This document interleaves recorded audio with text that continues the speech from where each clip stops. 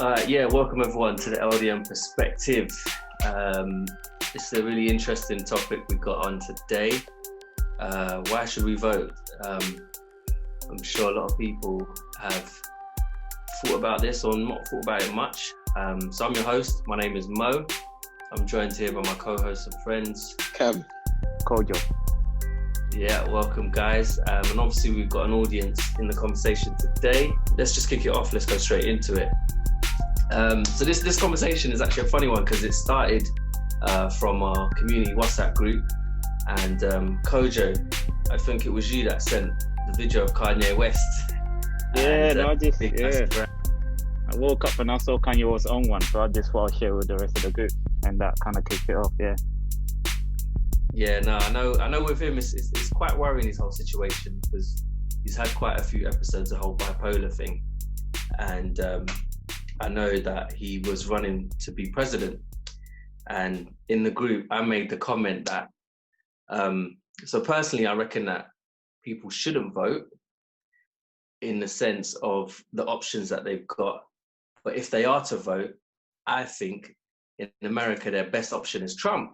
I think Trump is the best choice for them, only because one, he is the only one that's going to be real enough to tell you exactly what he thinks and what he wants to do.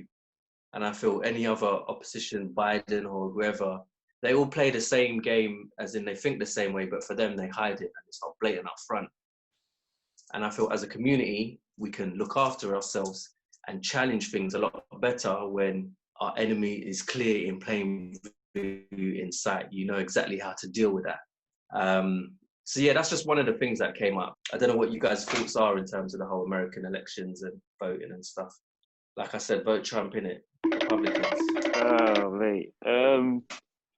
Yeah, that this whole vote Trump thing is a new thing. I didn't know that you were one of the campaign managers, Mo, but hey, someone is teasing you off, mate. I see some money coming your way, mate.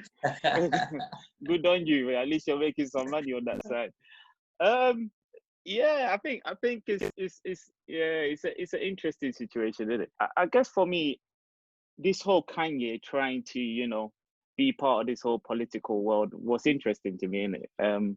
Interesting in the sense that I always believe that there has to be, Kanye's always been this maverick, innit? Not that, please, don't start, not that his opinions are meant to be what we should be going with, but he's been a maverick where he tries to go against the grain kind of stuff. And I think watching that video, it was just a lot of kind of things that he was saying that were really inaccurate.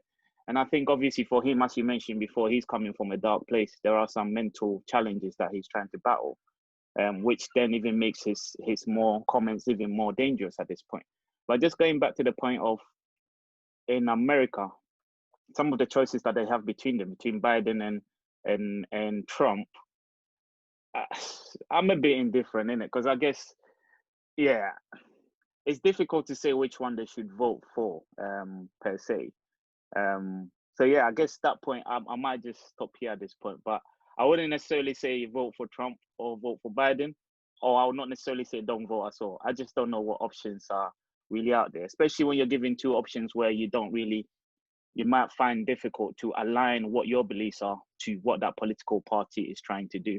And obviously there has been conversations around the Democrats. I think there has been some strong criticism coming from people in the Black community saying that it's not, because it's almost become like a birthright. You're Black, so you vote Democrats, and it's similar to the UK where a lot of people from working class background or might be Black might be voting Labour. But then I guess people are saying that conversation needs to change to really look at the impact of what they're doing on the ground, more than just voting because your parents or parents before you kind of voted for those kind of political parties. So yeah, I think I'll just let Cam add in here at this point. I mean, Kanye West is just, I mean, I can't even honestly say I even took his attempts to become president seriously. He just seems all over the place. And I'm a fan of Kanye West. So this is someone speaking as a fan, but in terms of like his aspirations to become president and what he wants to achieve, it's just, I just can't make sense of it. I mean, Kanye, as Coach mentioned, Kanye is someone who's always gone against the grain in terms of his views and his opinions. And in fact, if you look, look at old videos of Kanye from the early 2000s, you'll see that he was someone that spoke significantly on issues within the black community. He did. I hate the way they portray us in the media. If you see a black family, it says they're looting. See a white family, it says they're looking for food. And subtle, but in even many ways more profoundly devastating, is the lasting damage to the survivors' will to rebuild and remain in the area. The destruction of the spirit of the people of southern Louisiana and Mississippi may end up being the most tragic loss of all. George Bush doesn't care about black people. And George Bush said that was one of the lowest points of his presidency. I'm not a racist. Anyway, moving on from that, it's just like, I mean, as I say, I just can't make sense of it. But moving on to like the American election, I'm always a bit reluctant to speak on these things because, firstly, I don't live in America, so I'm not someone who can speak on what it is to be a black person in America. But I can obviously I can see those seriously through the lived experience, through what I've read and from what I see through all forms of different media.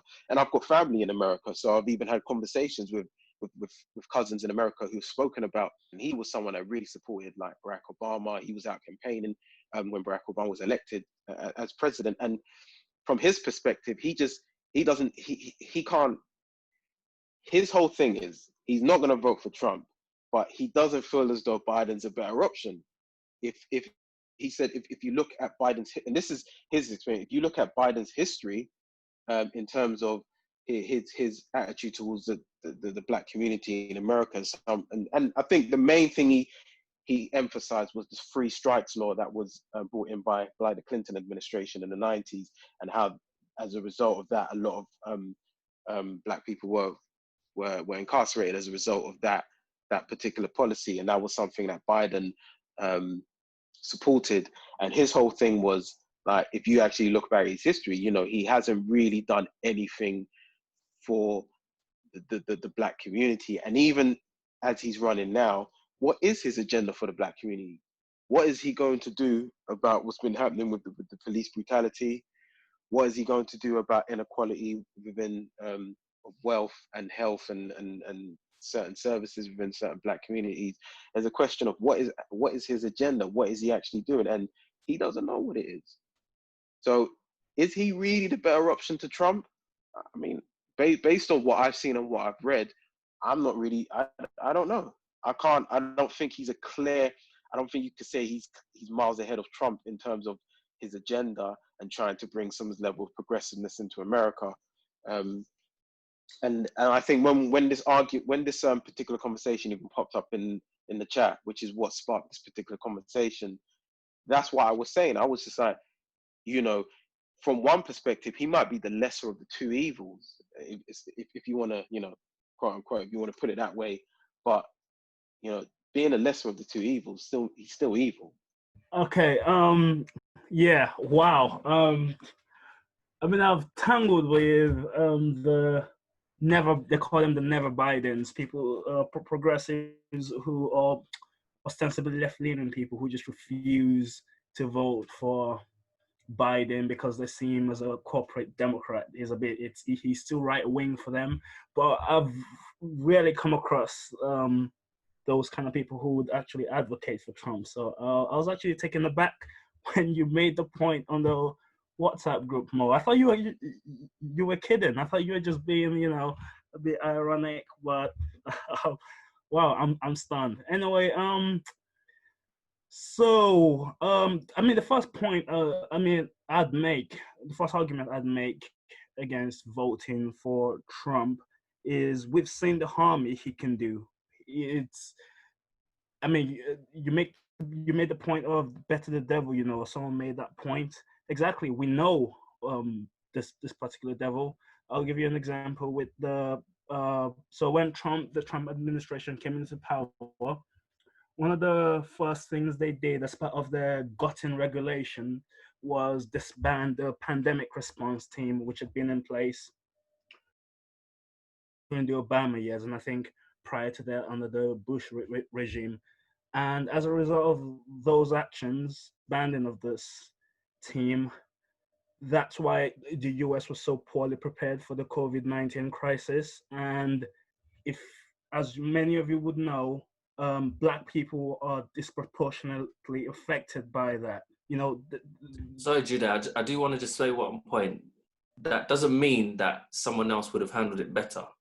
If you get what I mean. He did handle actually, it badly. it kind of does. If Biden wouldn't have gutted that, wouldn't have disbanded something he helped put in place, because he was part of the Obama administration, he wouldn't have taken that apart. Hillary Clinton wouldn't have, because she ran on a platform of continuity, carrying on the Obama legacy. So I absolutely reject that you'd say it doesn't mean. So I would bet my life on it that that team will still be in place, if anyone but Trump. Hell, if another Republican, maybe not Ted Cruz, was in power, that team would still be in place, and the American response to the coronavirus wouldn't be as bad as it is right now.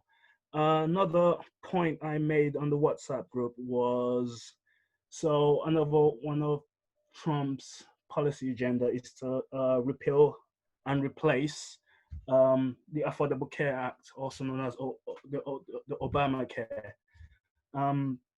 So studies have shown that Black people disproportionately underserved in the healthcare community. They don't have health insurance. As a result, they tend to have worse healthcare outcomes. And the Obamacare sort of redressed that a bit.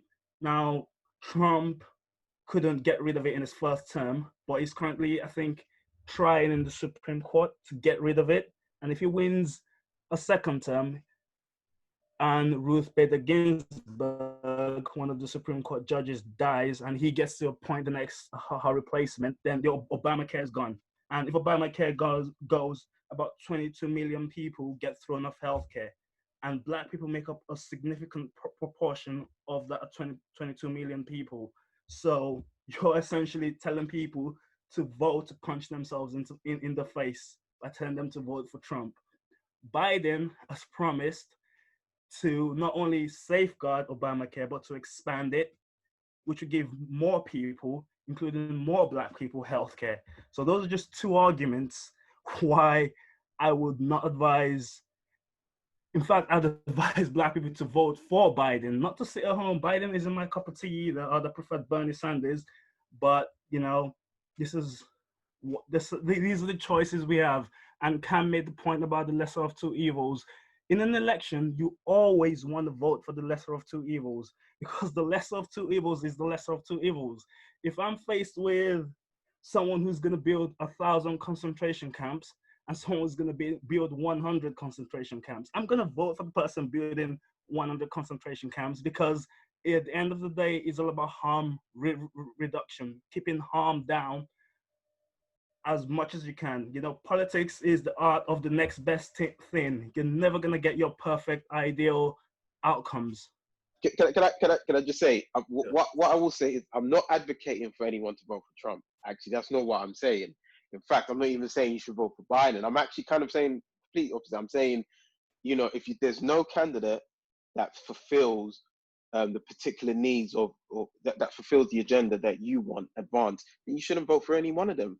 And my whole thing is, it's the whole thing about, you know, there's power in withholding your vote, especially if it's done collectively as a community. There's power in withholding a vote, because I feel like from the Democratic Party, if in this particular election, let's say, for example, the Black community do withhold their votes and nothing goes to Biden and he doesn't win, let's say Trump does get into power, that sets a precedent for whomever comes forward as the next Democratic sort of nominee to understand, no, it's not just about lip service. I've actually got to have a proper policy in place in terms of, you know, what can be done in terms, like I said, in terms of specifics, in terms of giving something progressive to that particular community.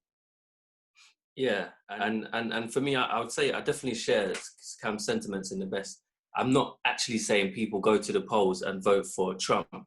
What I'm saying is, if your hands and arms are tied behind your back and someone's forcing you and you really feel that you need to vote because your ancestors died and all of these other stuff and blah, blah, blah, then I would say of the two, Trump is definitely a better option in terms of, like you mentioned before, the devil you know.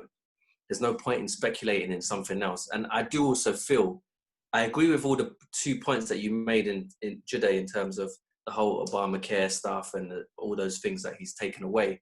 But I do feel voting someone like Trump in power would then give the, I don't know, like the encouragement of our community to unite better and not be dependent on those services by the government. And we actually set up our own things to help support ourselves in those kind of ways, because we know we're not going to get it from the government in that sense. I know that's a more idealistic thinking and may not necessarily be the case, but I do feel that in comfort, there's complacency. And when people are uncomfortable is when you actually act out and do things properly. And that's more the kind of mind frame I'm going towards in that sense. I know Jesse's dying to come in. Hold on.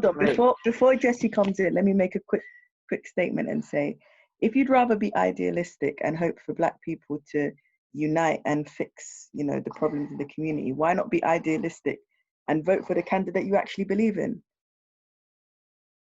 But obviously with that that's good, but the point is that the one you want isn't there though. Yeah, that's just what I was just going to say, Sam. That's if you actually have a candidate that you believe in that's running for this election. I guess the argument is to say the argument is to say if you don't have the candidate or none of the candidates actually represent your views or what you feel needs to be done or policies or anything like that, then in that scenario, what do you do? And I guess some of the argument that's been given is that you vote for the lesser evil, I guess. I guess that's the conversation that has been said so far. You can always write in. You can always spoil your ballot, or you can write in a preferred candidate's name. That's something that happened in 2016, although not significantly But that's not voting, though. That's basically not voting. That's you wasting your vote. It's basically the same thing that Mo is saying, that you shouldn't vote. Even if you're writing in a candidate, listen today. Let's not offend me. Yeah? So I write in a candidate. I'm like, oh, I'm voting in Jude. Jude should have been the one running for this. What does that mean? That doesn't mean nothing. What does that mean? Well, that's me wasting my vote anyway, because that doesn't count to anything, though. What would you say? What does it mean then? Tell me. It's a way of expressing yourself, expressing your preference. If you see voting as an expressive endeavor to show, these are the policies I support, then that's your way. If you feel like you have to vote, like it's your duty. If you feel like voting is a duty, and you're not someone who wants to sit out the election, then that's one solution right there. If the choice is an offer, Trump, Biden, whoever the Green Party or the Libertarian Party's candidates are not to your, taste, then write in, I don't know, Bernie Sanders, Kamala Harris, whatever. But the point I'm trying to make here is, what does that doesn't mean anything. So if we're talking about in this situation where you have Biden or Trump, you writing in to say someone else, what does that actually add to this voting thing? It basically means that you haven't really casted your vote. You haven't really kind of, if you call that a right, well, you're just doing it for the sake of saying that I have voted for someone that is not running for an election. It's just for that kind of what? It's more of a symbolic thing that you're saying. It's not even taken into consideration. It's not even like they'll say, oh yeah, by you adding your preference vote, they can be the next, I don't know, leader or whatever for next round or nothing. It doesn't even do that. It does nothing. Actually, that's not entirely true. It is taken into consideration in that it's counted. That they actually counted and there's a record kept of it. But obviously, because very few people actually write in the same person, it's next to insignificant. And also, at the end of the day, at the end of an election, it's only the winner who gets power. So if you're saying because the person you voted for didn't win, then it makes no difference, then you shouldn't vote for anyone, because you don't really know who's going to win. Look, I'm going to let Jesse come in at some point. Just quickly before Jess comes in, because I know this guy just finished his banquet he wants to start coming in. I see you, mate. Yeah. But you've taken the point off the thing, Jide, because the point that you did, the last point that you made is to say, what I wanted to understand, this voting thing, just to wrap that up about writing in your vote. Are you trying to say if more people were writing in for the same person and that person had more nominations than the running candidate, that person can actually become the president? Is that what you're saying? I'm not sure about America because they've got the electoral college set up and everything, but possibly, yeah, I think it's possible. You're basically saying it sounds like you don't really know. I don't know about I don't know Okay. about the U.S. Constitution, but I know in the UK, yes, you can. Oh, probably, is it? Yeah, I wasn't aware like of that. if someone they'd probably come and ask you, yeah, you actually won. Most people voted for you. Do you want to become the MP for this place? Oh, interesting. Jess, sorry, all yours, mate. No, that's cool, man. Yeah, obviously I listened to what you guys were saying, and you know, my thing is this, yeah. I said it before again. I'm gonna say it again. I'm yet to see any political party have an agenda, or I've actually, as a black person or as a young man, or my family benefited from, in terms of, like, I've never, if you guys could name me a party where we've had it easy, because I remember still going through the same issues, whether it was Labour or Conservative, and what I think is working is their plan. Politics is something that they could use to give us that false hope or that falsehood of actually change. So, for example, with Obama, I always told people that, like, you hear people saying, "Oh, I wish Obama was back in office because, you know, someone like Trump is this and that." All right, cool. Trump is a racist. You know, Trump is a white supremacist or whatever. But what you have to understand is that when Obama was in power, there was no difference. The only thing that was different is that they made us feel good, and that's what Mo was explaining earlier about better the devil you know. We haven't had or lived in a position, for example, if you look at slavery, yeah, slavery was hell for black people. Consistently, day after day, there was pressure on one plantation. If it's not rape or you know, or you know, foul things that are going on another plantation, someone's getting hanged. So you're consistently reminded about, you know, where you are in this world or who you are or whatever. What happens is that you react to that situation and you keep yourself in that mode of survival. That's why I'm not going to agree with Kanye, but when Kanye West was saying slavery was a choice, I'm not saying what he's saying was right, but in some other eyes, you will look at, some other tents, you look at it in a sense to say, right, all right, cool. Well, yeah, hence why Harriet Tubman and a lot of other people chose not to be slaves. Do you see where I'm coming from? When you're living in a society where you don't know who is the problem or who is the issue or who is the actual perpetrator, you have to then question and think to yourself, you know, who is trying to hide it and why were they trying to hide it? And again, the Democrats, from what I've seen, have always come across as these, you know, handout kings and queens. You know, oh, we're going to give this, we're going to give that. Welfare hasn't worked for us. People may say, oh, we benefited because obviously, you know, we've had, you know, cancel housing or free housing or JSA and whatnot. But let's just keep it 100. Those things are there to keep you trapped within that same cycle. The Democrats always promise these things. Now, again, I'm even looking at Biden. I'm sorry, you look at Biden. Biden just looks like one of them retarded clowns. Like, I'm looking at my man, even when he's talking, this guy's not serious. But again, saying things like, if you vote for Trump, you're not black. He knows that he's going to get you guys emotionally charged. They know that with us, if we show that we are relatable, so, you know, Hillary Clinton doing the doggy or whatever, or the stinky leg, and, you know, Joe Biden maybe busting a couple tunes or whatever, even Hillary Clinton going on the Breakfast Club, you know, they know that if we can play with the hope on black people, then we're good. That's what Obama did. Obama was a pretty face. He came in and basically, in most terms, ignored police brutality in America, where there was, you know, more than 300 and something unarmed black men that died from police during his reign. On top of that, he actually even funded and increased the police funding on their obviously and also their rights on stop and search and their protection when they're actually out there. He started and ended apparently some of the wars in the Middle East, and basically the Middle East was more on fire when Obama was in office, sorry. And for black people, I fail to see anything that he's done for them. Do you see where I'm coming from? Now, I've always said to people, for America to have a black president, it doesn't mean that they care about black people. It means they're up to something to do with black people, because they need a face to cover up something. And then when I started to look at all the policies, all the legislations, that I started to follow the Obama footprint, it was basically to go back into Africa, to set up new trade deals, establish new military bases in each African country, which is what you have right now, and to break economic laws and ties with China. Now, obviously, Donald Trump's in office, and I think I need people to understand that Donald Trump right now is the best thing that happened to black people. You know why? Because he's keeping us on our toes. The last 4 years, you have seen so much protest and riots and uprising from black people, to a point where my own mum is researching certain things. See, when this coronavirus thing happened, there was a lot of people that were awake. There was a lot of people that were questioning, and I was shocked. I was like, what's going on? Is it everyone because everyone's at home? No, it's because you're seeing your leaders now come to the forefront and don't give to excuse my language, to flying Fs.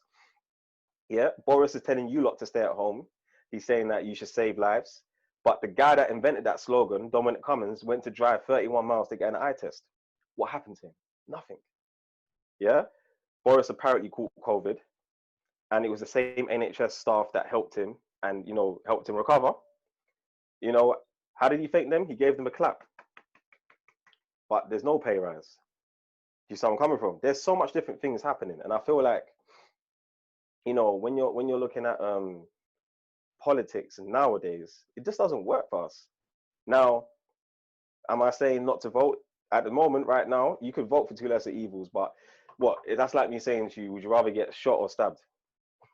What's there? It's pointless. I think what we should be doing is learning how to gain more economic power before we can vote, so we can leverage something. Like I said before, if you gather some people together and you went to your local MP and said, look, this is what we want.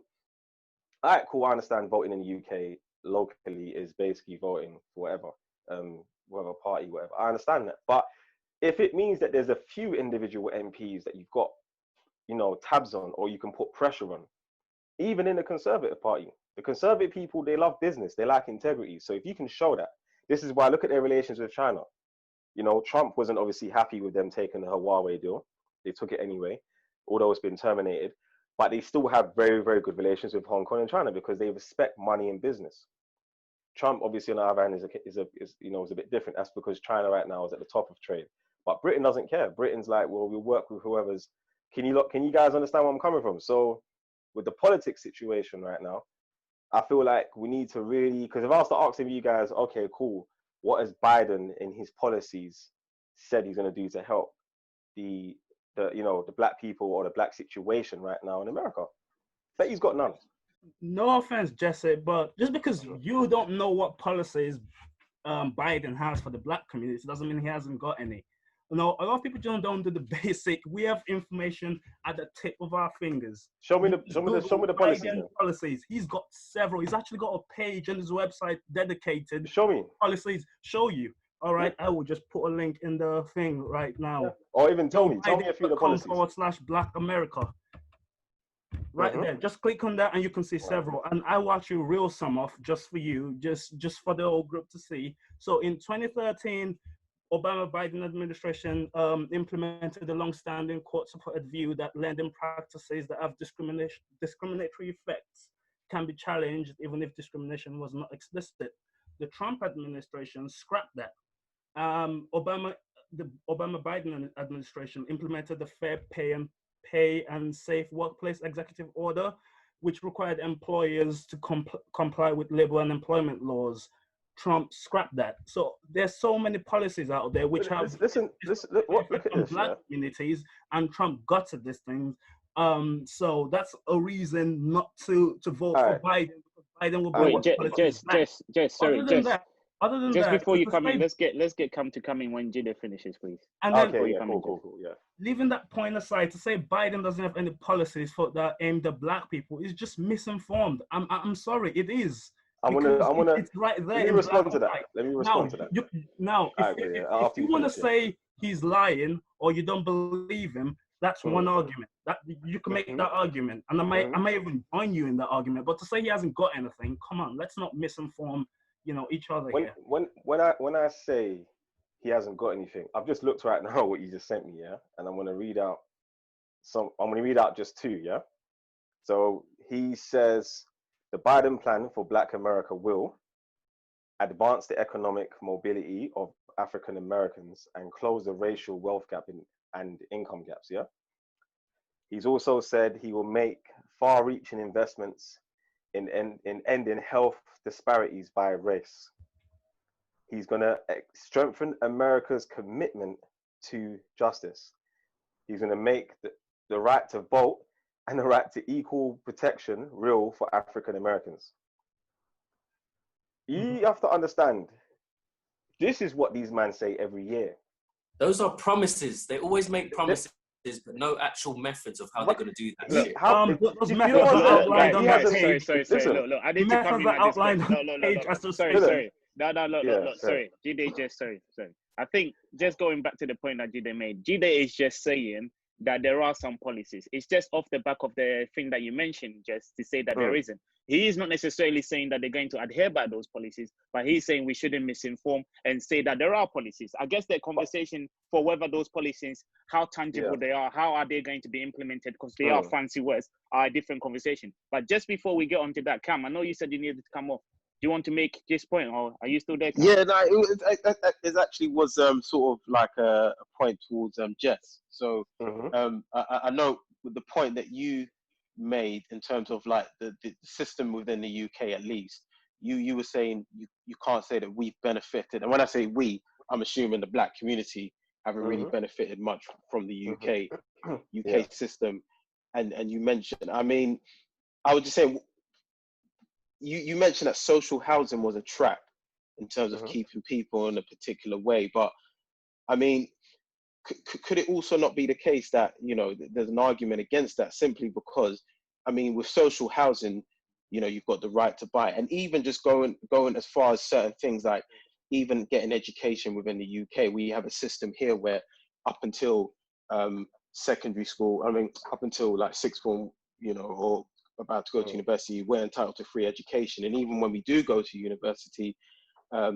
obviously that, if you're a British citizen, that education is paid for, by loans from the state, which you pay back when you start working. That's certainly things that we've benefited from as a result of being citizens or residents within the UK. I mean, obviously you can point towards certain negative instances, especially when you look at things like the Windrush Society and how they treated them.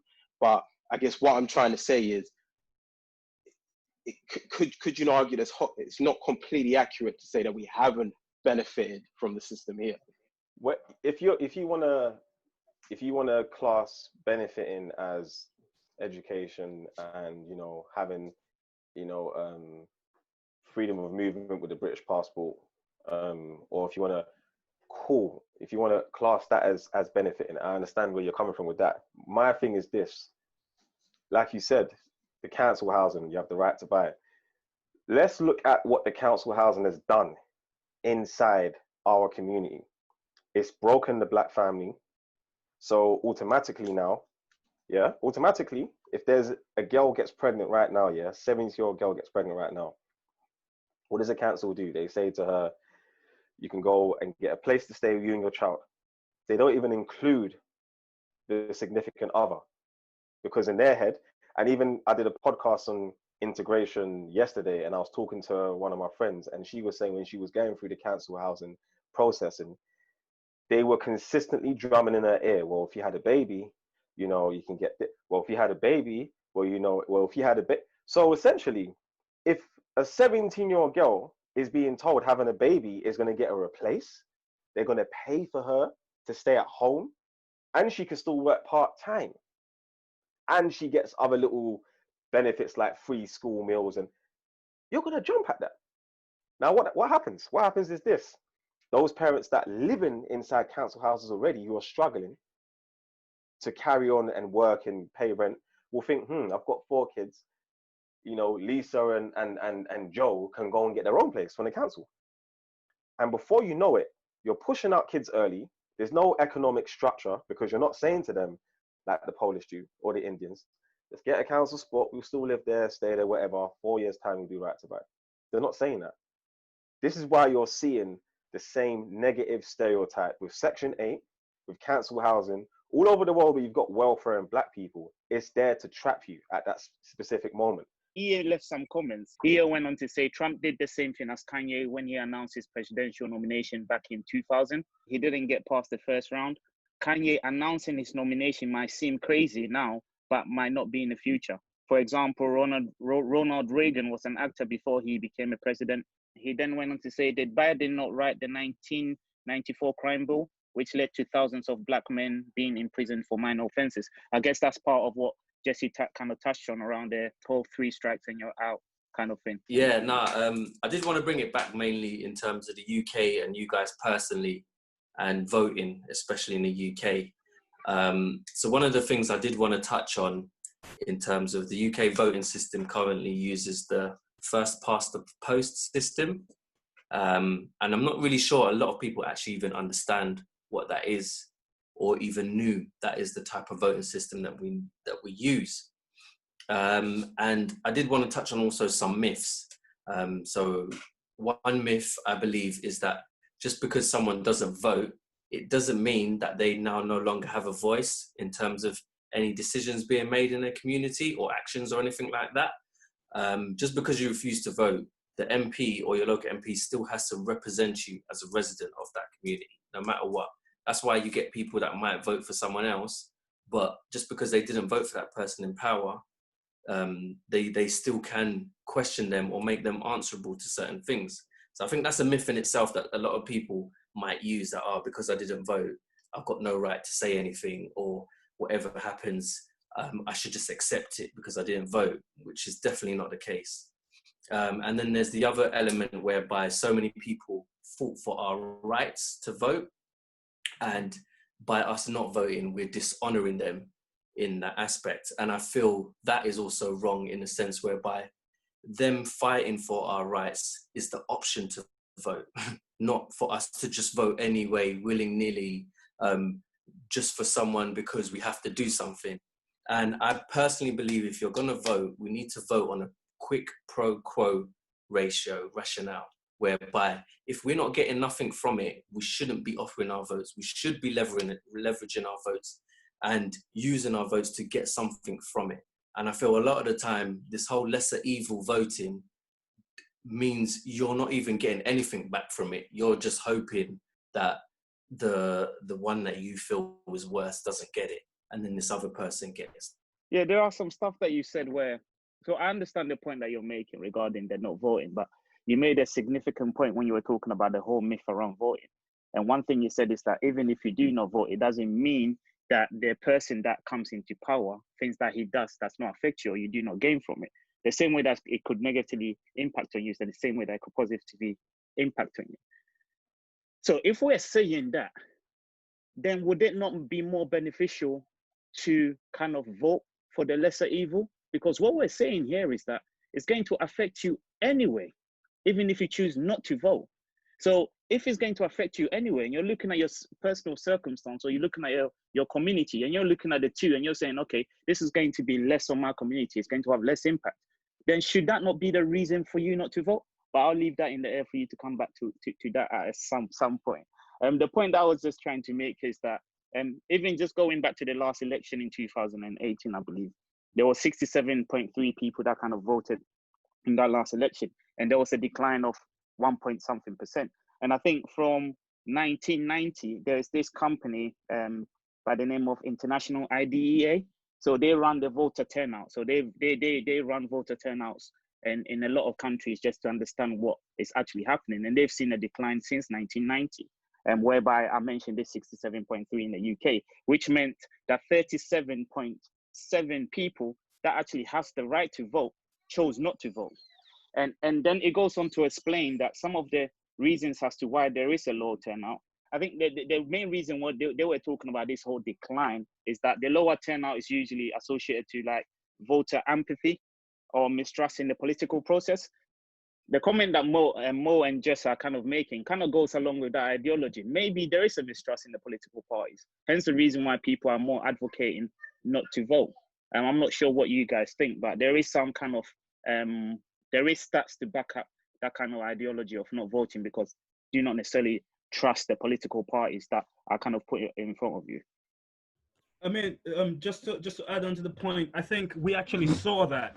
We saw a real life event which backs up the point you've just made, Coach. That was Brexit. The Brexit vote was more, in addition to being this, the turnout for Brexit was in the 70s, I think.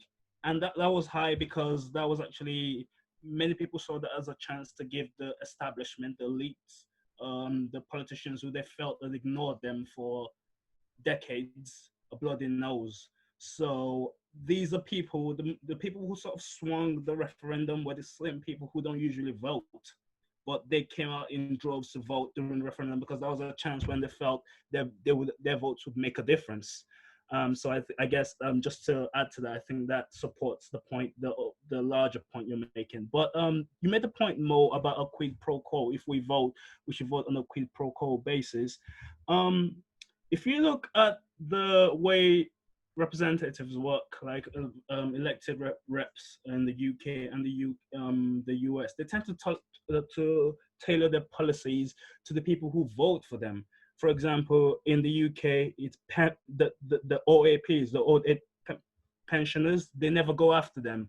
The government is always reluctant to sort of cut pension or take away their benefits. Why? Because the pensioners always vote, and they'll mostly vote for the Conservatives. So that's the voting bloc.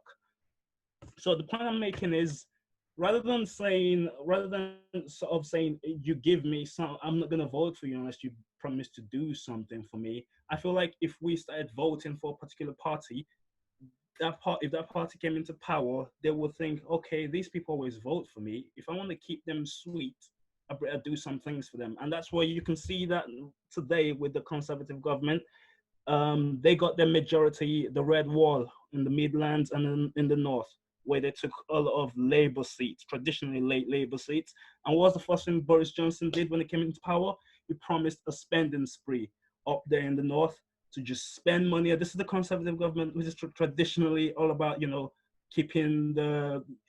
being reluctant to spend money, all about pull yourself up by your bootstraps, no nanny state, but they're promising to just splurge on the North and the Midlands. Why? Because they want to retain those people. Those people got them into power and they want to keep them sweet for the next time around. So if black people don't vote, they're not going to give us anything, because they're going to be like, you guys don't vote. It's what happens with like young people. Why they don't really do anything for us, because we don't vote. We go out there, we protest weeks after the election, but we don't turn out to vote. Every election, the turnout for young people is always low, old people is always high. So they're gonna tell their policies towards the people who put them in power, not to the people who don't. What you're saying is true, and it also comes back to what I've been saying as well, in addition not to voting, is leveraging your vote. So exactly what you're saying, if a community of black people came together, they all agreed on, look, these are the goals that we want. How is it we want to achieve them? What sort of policies does our government need to put in place for us to achieve our goals? And then you've got a collective people. And then you approach Conservative, Labour. You ain't got no loyalty to none of these parties. You just say, boom, here are the parties. This is the amount of people we've got on our, let's say union, call it a union. And these are the policies we want in place. If you agree to put in these policies in place, then you'll get this amount of votes from our people. But that's leveraging your votes. And in the same case as you leveraging your votes, you also have to be able to not vote when none of them do those policies, if you get what I mean. Because by you then voting for whoever, it takes away the power that you have of that voting leverage. I guess our disagreement is about the order. I think you should vote first, And then when they look, because the politicians, they have the special advisors, the SPADs, who actually look at the numbers, the breakdowns after elections, and they will say, okay, these amount of people voted for us. If we want to win them round in the local elections, we got to do something for them. Otherwise, they're not going to vote for us again. So I think we have to take that first step, because otherwise they're not going to, what reason do they have to come to us? Yeah, but I think just on that last point, I think with that as well, it creates an opportunity, because the same way that you're talking about the kind of advisors is the same way they could look at demographic to say this demographic didn't actually vote. This is opportunity for us to tailor make certain kind of policies for them because they'll vote for us. So it does go both ways when you're saying that point. We have to bear that in mind. Sorry, go on, Jess. And I think what it is basically when you're dealing with the whole voting situation, you need to understand with what you're saying is true, but that leverage or that keeping us sweet is only going to happen when it comes to us coming with an agenda and a plan and with money behind it as well. Necessarily, it doesn't have to be, I mean, you could do cash. People always get, excited when they see cash. Do you see where I'm coming from? So now what you're saying about the way that politics is supposed to, how the Brexit vote and everything was, that's how they're supposed to do it. But they don't do it. The only reason why they wanted the North when it came to Brexit was the easiest vote in history. And the reason why the Conservatives won is because what was Boris saying throughout the whole entire time? We're going to get Brexit. We're going to get it done. We're leaving. What was his quote? We're leaving whether, like, he had a little quote he would use. Now, you have to understand politics. This is what I keep telling people. Behind the scenes now, because there's work that's done behind the scenes. Prior to 2016, you had Cambridge Analytica, and this is facts. This is in a documentary. You can even see in the documentary the court hearings of some of these top directors and people in Cambridge Analytica actually attending court. What you find is that they used predictive programming on what was the correct on like programming and coding and whatnot on people's algorithms on their Facebook. So what they would do is this, they would do things like collect data and find out how many people hate the Conservative government. Let's just say the whole of Doncaster hates the Conservative government. They will now take that data and try and find what they would call persuadables. And persuadables are the people that don't like the government because of those people that have a reason why they don't like the government. So what they will start to do is market Brexit as an immigration problem. This is why throughout 2016, even prior to that, you kept hearing about immigration. Remember in Syria, there was those 500,000 immigrants that apparently were let into Europe that went in from Syria and whatnot. And what they were doing with the older people, remember the older people moved up north to get away from us. So in their eyes, if a government is coming back to say, hey, we're going to restore the old ways, they're going to be happy. And this is what they did. So they marketed that so much into people's heads. And then obviously, boom, when Theresa May came into power after Cameron folded and said, I'm not going to carry this on, because Cameron knew what was going on. This is what people have to understand. Cameron knew what was going on, but at the same time, didn't think it would go through. Now, when he realized that these guys are actually serious about leaving Europe, he left because he knew he didn't want to be part of it. Theresa May was obviously put into the position. You can see how she's obviously failed doing that. And on top of that as well, what you're then going to find is the last resort, Boris, who everyone hated 2 years prior to that because of his allocation of, that bridge, that garden bridge he was supposed to build, that 15 minutes which has just gone missing. That's another story. But anyway, he's come back into power now. And all he said from 2019 was that we're gonna get Brexit. So when it came to a local election, again, for white people now, it was the lesser of evil. So everyone came in and basically had the most easiest question asked, which was the most easiest vote. Do you want Brexit, yes or no? Now, racist white people voted for Brexit, and people that weren't racist voted for Brexit still, because in their head, it was marketed to them as an immigration problem. The country was going to free itself from Europe's grip, economic grip, and we're going to rebuild Britain. And they also demonized the NHS as well and said the money from Brexit, what we save, will go to NHS, and then denied it straight away as soon as they won. But they did loads of things. How much did they say? Something like 2 billion or 9 billion. They saying that it cost them something crazy like that. And they, again, remember I said to you about the emotions. So they played on the emotions again. Boom, Boris gets the vote. Of course, look at Corbyn. Ain't it funny with Corbyn's policies, which I was actually at one point voting for? I was like, you know what? Corbyn seems like he's actually gonna look at what happened. All of a sudden, you get in this anti-Semitism, and racism, and before you know it, they've shut him down. So now Corbyn, his own cabinet looks divided. Yep. Because again, they play on propaganda. So this is now where you're going to see where voting really lies. And who was lobbying the Conservative government to go and get that done? It was the Jewish people that wanted to get it done, because they understand that with Get what done? The Jewish people wanted to get what done? So the Jewish people didn't like Corbyn, because Corbyn and obviously a lot of the Labour MPs and parties have looked at the economic structure in Britain and seen that how whenever you have a lot of these secret backers or secret investors, which they believe were Jewish at the time, you know, we need to get rid of them. So when obviously, as you know already, when anyone says anything about Jews, it's straight anti-Semitism. So that already killed his campaign. Do you see where I'm coming from? Then you had a lot. There was some. I mean, some of his inner circle. I think we're moving away from the. No. I don't want to digress into what was said and whatnot. I'm just trying to explain to you, when you're using Brexit as an example, the reason why it's different is because you are asking a simple question. Whereas with Joe Biden and Trump now, what are you asking for? Oh, we don't want racism. Okay, cool. Joe Biden or Trump? Okay, they're both racist. Okay, we don't want blacks to be killed by police and we want fair treatment. Trump is a bit more higher in that. Cool. We don't want blacks to be in prison. Biden goes back to the top. Before you know it, I can tell you right now, you ask another black person, why do you think Biden should win? Do you see where I'm coming from? They will tell you something completely different. That's why Brexit worked. Do you see where I'm coming from? And I'm not sure I agree with anything you've said so far, but that's cool, man. So I just want to respond to a point that was made in the chat by EA. Like actually those votes, I presume the 2019 votes were because of the fighting in Labour and not having a clear stand on Brexit, and nothing to do with Boris to begin with. I mean, that's true.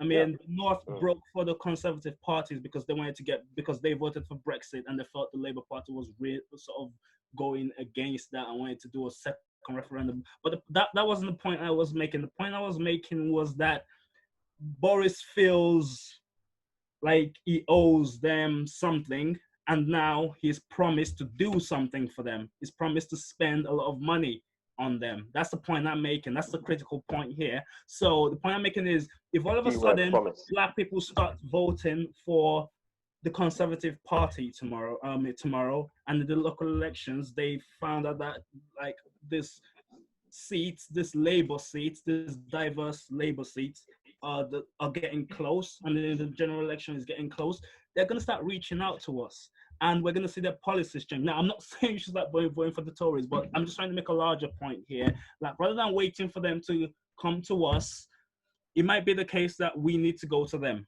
It's just what thinking about. I think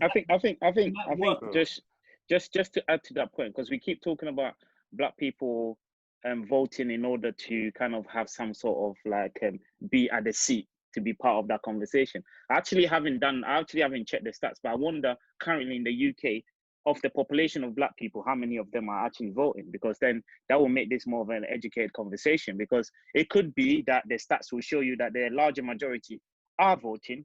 So then when you're having a look at that, then I know Jide is researching now, mate. Thank you, mate.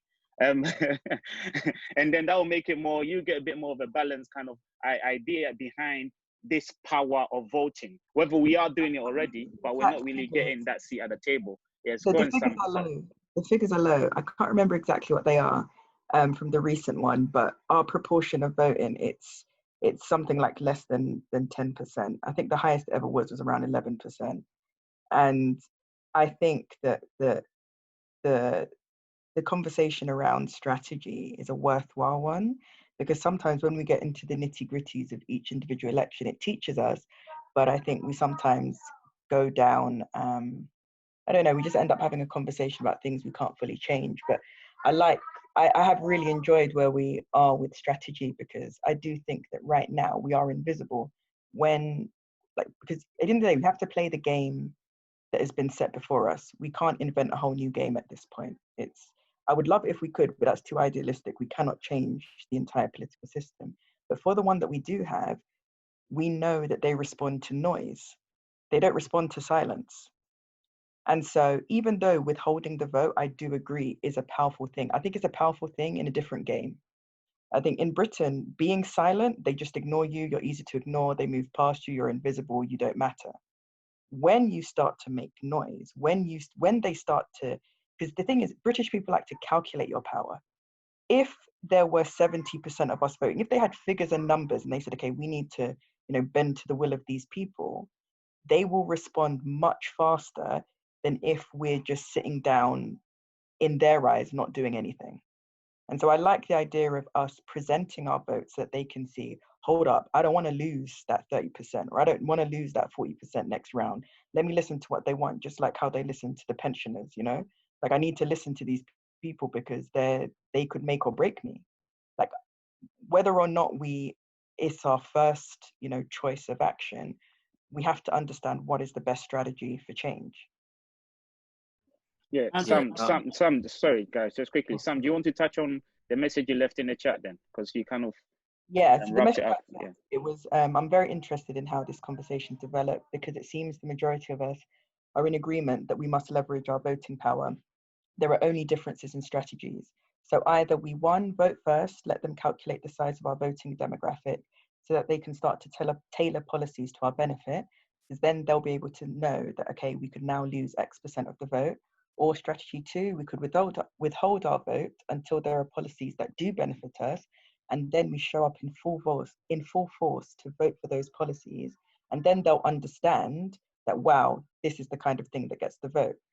But then I summarize by saying that I suggest that the British political system would respond better to strategy one, because right now they don't really have an incentive to do strategy two. Because think about it, if you are a politician and you're thinking, oh, I'm now going to tailor this really fantastic, scheme that's going to change the lives of Black people, they have no real data that Black people will even vote for them. Like they would literally be running on a wish, and then they'll put all their heart and soul into it, and maybe will show up. I just feel like, who's going to put their career on the line for that? Unfortunately, we have to dance their dance first, let them see us, let them feel us, let them know that's the size of that power, and then we can start making demands. And I wish it could be a different way, but this is the world we're in. I do think if we do want to go on the angle of realistic strategies, then we have to have an honest conversation about tactical voting and marginal seats and safe seats, because you'll find a lot of people may live in areas whereby no matter what vote they do, these guys are winning by 60%, 60,000 votes. And then I feel a lot of people don't even take those considerations when they do vote. If you're going to vote, at least have those educated kind of thoughts in terms of what kind of constituency am I in? Is there a way that it could swing? And for some people, they could be in a position whereby they would have to relocate to more marginal locations. I mean, I found 15 in London anyway that have marginal seats or constituencies, but is that even in itself a realistic option for certain individuals to just up and move where they're living? I think it is, but I don't think it's about upping and moving. I think it's about, like having a strategy. For example, I know that if you know from the work that we've done together that if you get, for example, youth clubs, and on voting day, you give everybody that £10 voucher and you pay for their transport, and we all go and vote together, and then suddenly you've got 1,000 young, you know what it is. So I think that what you're saying is it hits the nail on the head. It's exactly that. What's our strategy? How do we tactically vote? If it means doing some canvas campaign in schools or wherever it may be, universities, for a particular period of time to get a particular demographic of votes, then that's what we do. But I do think that is the question. What do we do? Not what do we not do? Actually, I was going to make a point. Like, one, there's an election we could pay attention to see how the various parties sort of pander to different ethnic communities, Black, Asian, other, like the Sikh community, and that's the mayoral elections. Now, because London is very ethnically diverse, and Black people tend to be actually sort of kingmakers in London, that's when you'll actually see the Tories and the Labour candidate actually tailoring policies meant to address the black communities. They'd say things like, "Oh, I'm going to stop and search, etc." And you actually, when Boris Johnson came into power in 2008, was that the first time? He actually did some things. Now they were small, but they were the kind of things that the central government wouldn't really do, because as nationally, I think we're like 3% of the population, black people. So what's 3%? It's not really going to make a difference. But in London, that population becomes a lot bigger because we're concentrated in London. That's where. So maybe it's a thing where we have to start looking locally.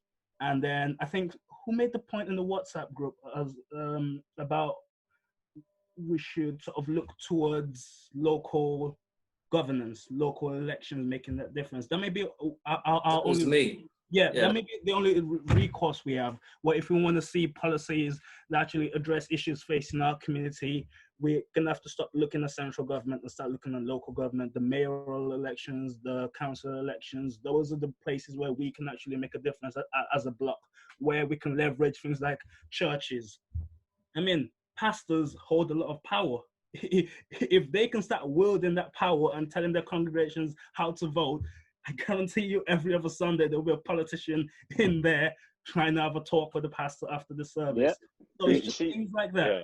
Preach, What mate, you just preach. said there, sorry to interject, but what you just said there, you see that strategy that you, thank you, Sam, for bringing up strategies, because this is where I feel we're coming to the sort of the same page, is that's what they do in America. Where did you see Trump? Trump was in the black church. Do you see where I'm coming from? And he's a businessman. So negotiating for him is perfect when you're walking into an area of politics, especially when you're dealing with black people. Because prior to that, you have to remember what was Trump? You got to understand the game. The man was trying to go for presidency in the year 2000. I can show you videos, music videos where Trump's in Snoop Dogg or T.I.'s video and that running around like acting. He was building a profile with people. So when you hear Trump, you hear billionaire, you hear philanthropist, you hear entrepreneur, you hear opportunity because he's got money. When he walks into a black church and goes on a podium and says, "Yo, I want black people to be free," or whatever, or it's very easy to be swayed. But over here, I'm fully with you when it comes to leveraging, obviously, getting these pastors and that to leverage, because again, I don't want to digress into another topic, but I want people to understand how it's going to have to be a community effort. So it can't just be put to one leader. And I think that's the syndrome a lot of black people have is, oh, that's our black leader for Britain. We're going to, no, it can't just be David Lammy. It will have to be the community of Tottenham. Do you see where I'm coming from? So I feel like. Yeah, but I think the idea of not voting is a non-starter for me. I think personally, as an individual, I would always vote. Not because I feel I owe it to the people who came before, the people who fought for our rights, but because... Hold on, Jide, can I just ask you a direct question? If Yeah. there is no one on your ballot sheet that you actually feel you want to vote for, would you then literally just go eeny, meeny, miny, mo and just pick anyone in that sense? No, I would spoil my ballot. You'd what? I would spoil it. I'd put X through it. So you wouldn't vote? That is a form of voting because it's counted. So when they announce a constituency, the results, they actually read out the spoiled ballots as well. So it's counted. But technically, you wouldn't have voted for anyone. No, I wouldn't have voted for anyone. You wouldn't have voted. But it's the same thing, bro. No, you're trying to find the problem, and I'm sorry. No, but that's what something I'm not I going to go agree It's with. not the voting, same what am I thing trying to because achieve? it counts. It counts. It counts as engaging with the system. Because think about it. Who does it go to? Don't show up. If you don't show up, no one knows why you didn't show up. But if you show up and you spoil a vote, it's basically saying, I don't believe in any of you. It is counted. Because think about it. Think about if someone won 5% of the vote, but 95% of people said, I think you're all crap. Don't get me wrong. It's not perfect, but silence is nothing. Because why didn't people vote? A lot of people make up reasons for why Black people don't vote. They say it's because we're uneducated. They say it's because we don't know any better. They say because all sorts of things. But if we actually show up and spoil a vote, that says something to them louder than just not showing up at all. My thing is this: when you say it counts, who does it count too. It doesn't count to anyone. It counts as part of the process itself. So Yeah. I've, Because, I for guess, example, if people were trying to calculate why did 30% of people spoil their votes? So these are people who are saying, okay, 30% of people had the time and the interest and they came and engaged with it, right? So those 30% of people could, next election round, actually make a vote. So let me find out what these 30% of people want, because actually 30% could swing my vote. So then those people say, okay, why did those 30% of people spoil the vote? If the Black community had some way of communicating that actually that was us, and the reason that we spoiled it was because of X, Y, Z, then as a politician, if you have the resources to build into your next election, whatever they were missing, then you can say, okay, I'm going to get that 30% next time. But if you don't spoil your vote, how do they calculate what people wanted? Because this is the thing, Black communities have asked for things for a long, long time, but they don't know if those people actually make their careers by showing up and voting for them. Because for them, it's just a career chase. They're not here because of their hearts. Did they just who's going to turn up? I agree with what you're saying then. So, you know, when you mentioned in terms of the options there, couldn't that be an option for those that don't want to vote in terms of just going up and spoiling your balance? Because then that's not really doing nothing, and it's not necessarily silent. That's a kind of indirect voice saying that people don't want to vote. But I guess the point that is being made is that if you do that, you are voting in it, so you should vote. So we shouldn't say don't vote, because if you do that, you're actually making a stance, and people might actually listen. So it's still voting. You know, here's an example. Can you imagine if everybody tweeted like a spoiled ballot paper? Imagine if bare Black people tweeted, you know, something like that. It just makes a statement in today's world. If everyone posted an Instagram post of a cross through their ballot sheet, they would come for us. I'm telling you, they'll be like, oh my days, they actually came. They actually came. That's what I'm doing from now on, everybody. You heard me. Yeah, that's no longer just not voting. I've listened to everyone's perspective, and thank you, Jude. You have encouraged me to go and just rip up my ballot. Hold on. The question was if there was someone on the ballot who I didn't prefer, who I didn't like. That's what I'll do if there was someone. I haven't seen one yet. I haven't seen any politician that I like. Now, I'm someone who always votes for the lesser of two evils. So if there are two evils on the ballot, I will vote for the lesser of them. So there's always going to be someone that I'm going to vote. I think it's really interesting though how it's been broken down by some. Yeah, I think. Some. I think it's like the way she's obviously like patterned it up, like in the sense where you see what it is. Now, if I spoil my ballot and we put the black boxes on Twitter and Instagram, what's the follow up? Because who are they going to sit down with? Mm-hmm. Do you see where I'm coming from? Are we going to come together as a community, or is everyone going to be like, oh, well, it wasn't me, or is everyone? Do you see where I'm coming from? I feel like with the follow up, that's what because what I wouldn't want is for that to work. Because we have seen that's worked with the Blackout Tuesday and with the the whole Black Fist and Black Pound Day. We do recognize these things work.